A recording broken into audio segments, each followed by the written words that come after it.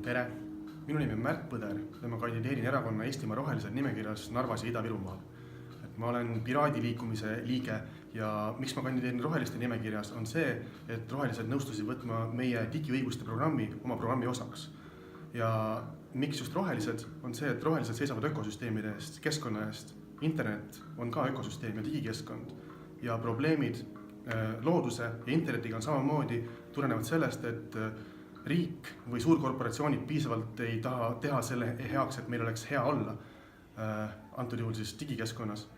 Ja digiõigused puudutavad jälgimist internetis, sõnavabadust, tsensuuri, meie seadmete kasutamist internetis ja sellega digiõigustega me siis soovime tagada, et inimestel oleks internetis hea olla, et neid ei tsenseeritas, nad saaks vabalt seal toimetada. Ja kuna keskkond ja